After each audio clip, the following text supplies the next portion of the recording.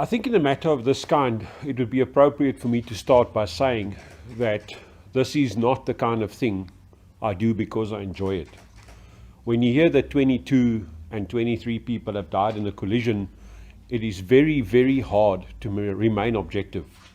At the same time, I'm human, and we are exposed to what I have now come to describe as the armchair prosecutors. You're exposed to the versions in the media, the various opinions, and you feel a force of influence. I have a tendency to want to answer many of those questions, but of course, being involved in the investigation directly, it is my job and responsibility to remain objective, to remain unemotional, and to remain detached from the involved parties. That having been said, I was contacted and appointed in this matter very, very shortly after the collision, and I was informed only of what was available in the media, i.e. the crash videos. When you look at the videos that were released on YouTube, etc., it's very easy to see that some truck came down some hill and ran through some cars, and a bunch of people passed away, most sadly.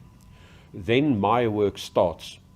The important thing that we've got to keep in mind is that, for starters, I immediately demanded to audit the whole fleet of the owner in this matter. I have no interest only in his one vehicle. I have an interest in what I can describe as the prevailing culture of maintenance. Often when you look at many vehicles, you start seeing a psychology relating to an individual vehicle. That covers the human factor in terms of what is going on at his operation. It is very important also to keep in mind that my work and what I release in terms of the evidence I gather, I cannot share in the media or in the public, because of the simple fact that I'll be called to testify as an expert in the matter. I have to be seen as impartial and objective, and everything I do must be designed in a way that it does not encumber on the investigation by the South African Police Services.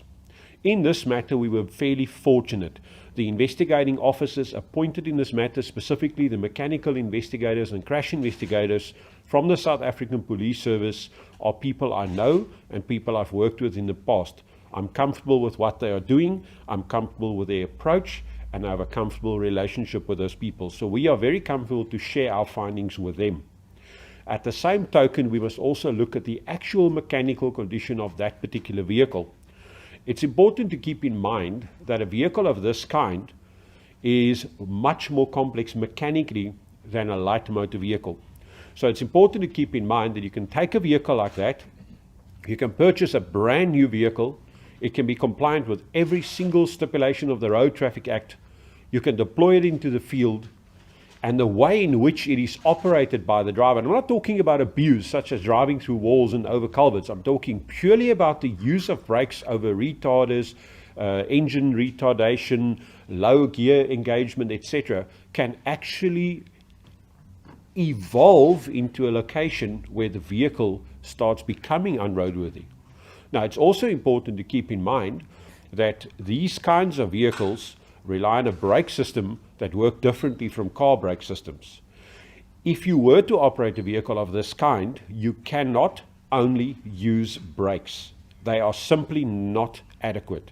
That's why you have a legal requirement to stop at the so-called compulsory stops at the top of most hills. You'll see one outside Pietermaritzburg. It's well known. Many trucks have to stop there. There are 2 or 3, in fact, and you would have seen one on this hill as well. One of the requirements of a driver, and the reason why that is there, is because by law, we all understand that these vehicles cannot be stopped on foot brake alone. Therefore, the driver is required to approach this area, to slow his vehicle down and stop, to then engage. You'll see there's a big sign with an L letter on it. That means engage lowest gear. Not any gear, the lowest gear. Then in that lowest gear, you would continue down that hill. That means that if you do nothing as a driver, if you simply sit there and wait, the vehicle will maintain at a lower speed. That's how it was designed, that's how it was intended, and that is what that stop is about. In that configuration, speed cannot occur. However, if a driver were to then depress his clutch and take that vehicle out of the lowest gear and it exceeds the speed at which that gear is designed to operate, he will have a problem getting it back into that gear. In this case, you can have a runaway vehicle. In that case, you'd have the driver frantically trying to get the vehicle back in gear, and he will not be able to. So this is a very important aspect, and that's one of the aspects we investigate in a matter of this kind. The next thing that is important is the design of the road.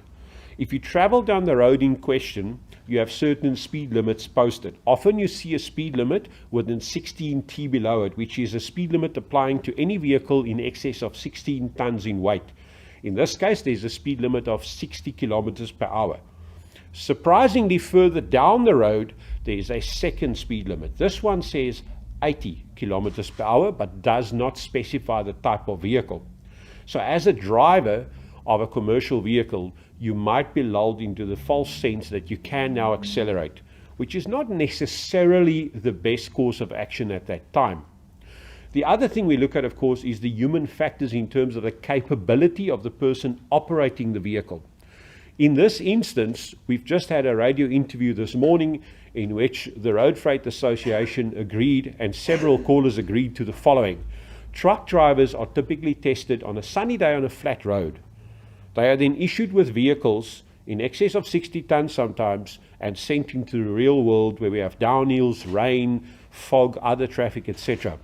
Unfortunately, we cannot create those environments during the testing process, so we have to evaluate that as well.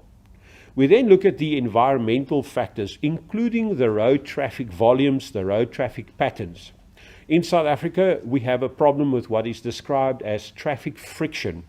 We all know that some road users are impatient. They like to drive fast and like to shoot in and out of traffic. Other drivers are oblivious and they focus only in front of them, and they hardly ever use their rear view mirrors, and they cause obstruction and frustration. Yet others operate vehicles that are incapable of reaching certain speeds, yet they prefer to stay in the fast lane on national roads, etc.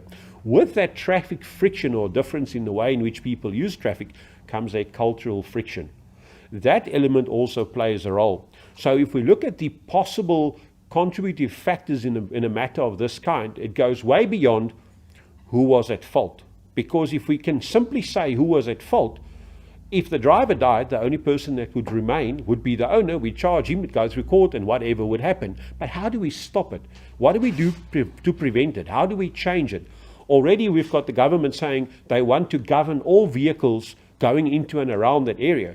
My question is, if it was truly the fault of the driver or the fault of the owner, why govern everybody? Why not just those people that are wrong? So I think before we rush along and make decisions, we need to properly analyze and interpret. For this purpose, the Road Traffic Management Corporation would have appointed an expert to investigate from their perspective as well.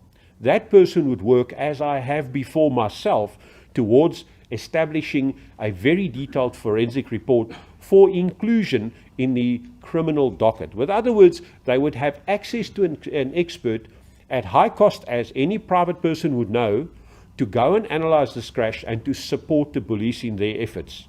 To this effect, we are aware of the efforts that are taking place, and I would personally ask that people simply allow the process to continue. You don't come to a conclusion on a matter like this within a week.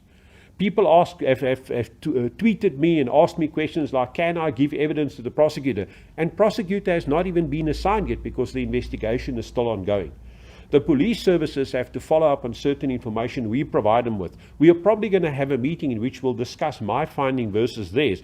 The last thing we want is that we disagree on elements of this investigation and it becomes a war of experts in court. That helps nobody. And as much as I've been appointed by the attorney for the owner of this vehicle, my job is to ensure that all the facts are addressed accurately and properly, so that at the end of the day, when this gets to court, if all experts can agree, we can only have one finding, and that is in favor of whatever the truth will be. Thank you.